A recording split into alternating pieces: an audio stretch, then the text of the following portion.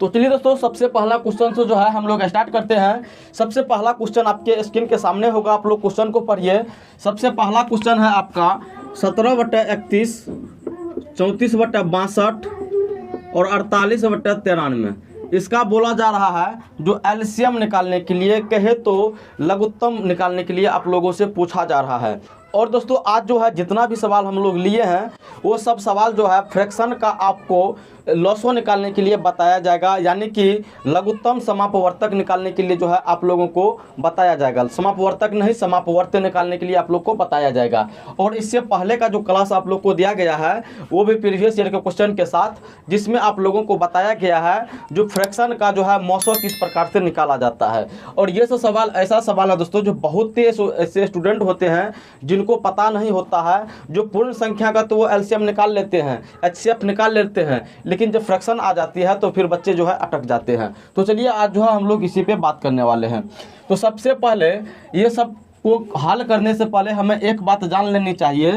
अगर फ्रैक्शन हो बाबू और फ्रैक्शन में आपको अगर एलसीएम निकालने के लिए दिया गया हो तो अंश का एलसीएम निकाल लेंगे, उसके बाद हर का जो है एचसीएफ निकाल लेंगे, अंश का लॉसो और हर का जो है मोसो निकाल लेंगे, तो आप लोगों का जो है काम स्टार्ट हो जाएगा। तो इसके अनुसार जो है आप लोग जो है बनाइए इसको और बना के हमें कमेंट कर दीजिएगा, ठीक है। चलिए, जब लॉसो निकालेंगे पहले हर का, क्या बोल रहा था, एलसीएम निकालने के लिए। तो एलसीएम निकालने के लिए तो अंश का एलसीएम निकालेंगे, यानी कि 17, 34, 48। इसका क्या निकालना है बाबू, इसका निकालना है लॉसो। निकालिए, 17 से लगाइए, 17 एकम 17, 17 दूना 34, फिर 48।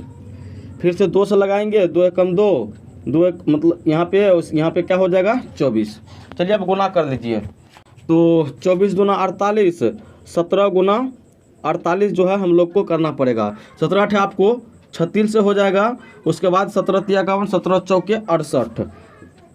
चलिए कितना हुआ, 6 8 3 11, 6 1 7 1 8, यानी कि 816। अंश का एलसीएम कितना निकल गया, 816 निकल गया, ठीक है। उसके बाद चलिए हर का जो है मोसो निकालना है, एचसीएफ है तो मोसो निकालना पड़ेगा।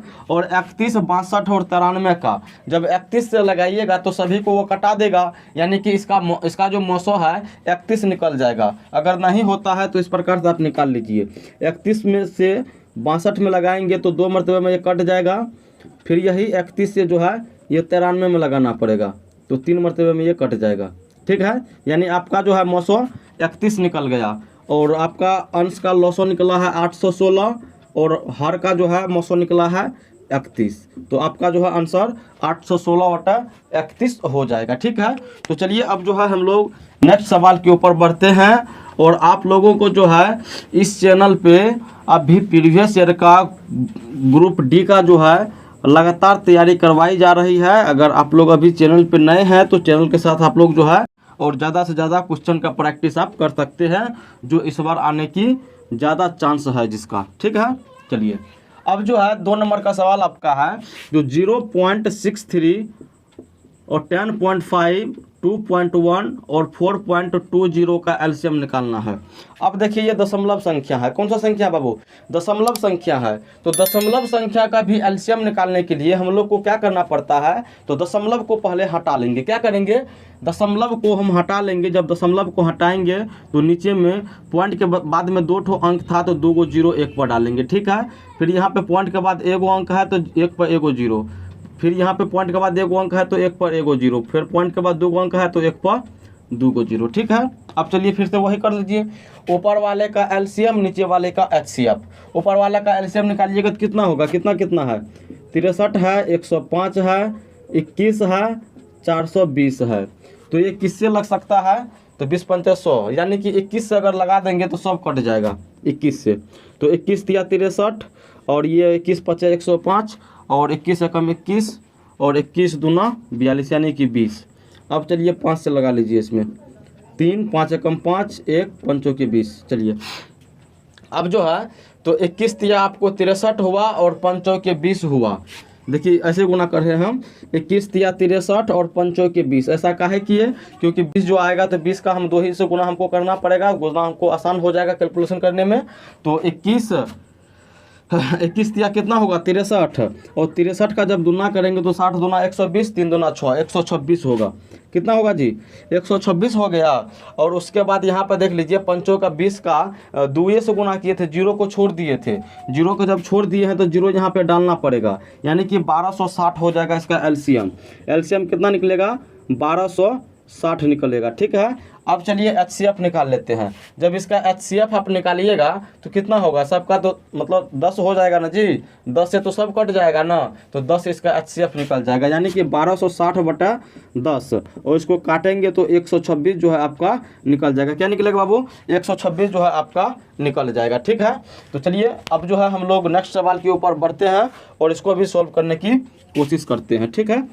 अगला वाला सवाल है आपका जो एक सबसे पहले ऊपर वाला, हाँ, वह छोटी से छोटी संख्या जिसमें 5 घटा दे तो वह 36, 48, 21 और 28 से पूर्णतः विभाजित हो जाए।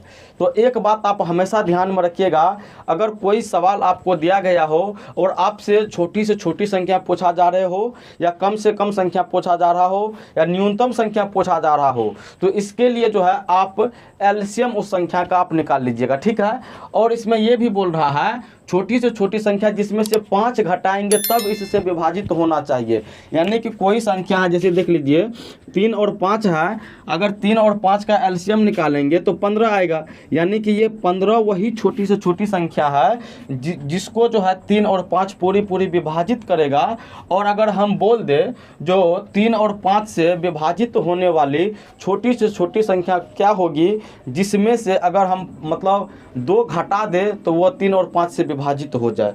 बाबू जब 2 घटाने के लिए बोल रहा है तो यानी कि इसमें 2 जोड़ देंगे 17, जब 17 में से हम 2 घटा देंगे तो वो संख्या जो है 3 और 5 से पूरी विभाजित हो जाएगी, और वो छोटी संख्या होगी जिसको 3 और 5 दोनों विभाजित करेगा। यानी कि इसको सॉल्व करने के लिए हमें क्या करना पड़ेगा, दिया गया जो डाटा है उस डाटा का एलसीएम निकालना पड़ेगा, और उस एलसीएम में जो है 5 को जोड़ देना पड़ेगा, तब आपका जो है सही आंसर निकल के आ जाएगा, ठीक है। चलिए किससे बोल रहा था, 36, 48, 21 और 28, इससे बोल रहा है जो विभाजित होना चाहिए जब 5 घटाएंगे तब। तो इसका एलसीएम निकाल लीजिए, कोनो दिक्कत वाली बात नहीं है यहाँ पे। तो जब एलसीएम निकालिएगा तो क्या होगा जी, एलसीएम निकालने पर आपको किसे काटिएगा पहले, तो 7 से चलिए काट लेते हैं। 7, 36, 48 में तो नहीं कटेगा, 7 या 21, 7 चौके 28, ठीक है। अब चलिए यहाँ पे जो है 4 से काट लेते हैं। 4 नमा 36, 4 एकम 4, 4 दूना 8, 3, उसके बाद 4 एकम 4, ठीक है। अब चलिए यहाँ पे 3 से काट लेते हैं। 3 तिया 9, 3 चौके 12, 3 एकम 3, ठीक है। चलिए अब इसका गुना करके देख लेते हैं जो कितना होता है। तो 4 तिया 12, 4 तिया 12, 12 12 गुना कीजिएगा तो 144, और 144 में जब 7 से हम गुना करेंगे तो कितना होगा, 7 चौके 28, 7 चौके 28, 1 29, 30 के 0 हासिल 3, 7 3 10 के 0 हासिल 1, यानी कि 1000 जो है 8 हो जाएगा। और उसमें क्या बोल रहा है, छोटी से छोटी संख्या जिसमें से 5 घटाएंगे, यानी इसमें से हमको क्या करना पड़ेगा जी, 5 को जोड़ देना पड़ेगा, 5 को जोड़ देना पड़ेगा, यानी कि आपका कितना हो जाएगा 1000, 8 5 13, 1013 वो संख्या छोटी से छोटी संख्या है जिसमें हम 36, 48 और 21 मतलब 21 और 28 से जब भाग लगाएंगे तो पूरी वो संख्या कट जाएगी जब इस संख्या में से 5 घटा लेंगे तब, ठीक है ना। तो चलिए अब जो है हम लोग नेक्स्ट सवाल के ऊपर बढ़ते हैं, फिर उसको जो है देखते हैं, ठीक है ना। तो चलिए आपका जो है नेक्स्ट सवाल है आपके स्क्रीन के सामने, उसको बनाइए।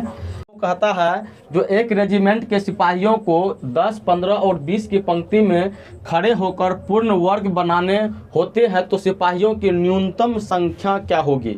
फिर से देख लीजिए, अगर सवाल समझ में नहीं भी आती है, जहाँ पे न्यूनतम, कम से कम, उसके बाद जो है छोटी से छोटी, अगर ये सब वैल्यू आप देख रहे हो तो वहाँ पे जो है आप लोग एलसीएम निकाल लीजिएगा, आपका काम बन जाएगा, है ना। तो चलिए इसमें बोल रहा है 10, 15 और 20 का पंक्ति में खड़ा होना है, खड़ा होकर एक वर्ग बनाना है, तो न्यूनतम संख्या पूछा जा रहा है, यानी कि कितना सिपाही चाहिए जो वो वर्ग जो है बना लेगा। तो कितना का 10, 15 और 20 के पंक्ति में खड़ा होगा जी, तो इसका एलसीएम निकाल लीजिए। तो 5 दूना 10, 5 तिया 15, 5 चौके 20, ठीक है। 2 एकम 2, 3, 2 दूना 4, तो 5 दूना 10, 3 दूना 6, यानी कि सॉरी कहीं तो गलती नहीं हो रहा है, 5 दूना 10, 5 तिया 15, 5 चौके 20, ठीक है, 2 एकम 2, 3 2 दूना 4, ठीक है। तो 3 दूना 6, 6 दूना 12, 12 पंचा 60, यानी कि 600 सिपाही चाहिए। कितना चाहिए? 600 सिपाही चाहिए। तो चलिए दोस्तों, आपका जो है सवाल ख़त्म हो चुका है।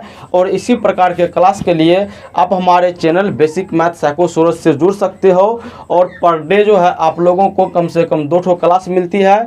तो क्लास का जो है आप लोग फ़ायदा उठा सकते हो जब तक आपका ग्रुप डी का एग्ज़ाम नहीं हो जाती है। और ये सब क्वेश्चन जो है हम लोग क्या कहते हैं, रेलवे का क्वेश्चन बैंक से उठाए हैं, जो कि आप लोगों को डिस्क्रिप्शन में उस बुक का लिंक मिल जाएगा। तो हो सके तो आप लोग चेकआउट एक बार कर लीजिए।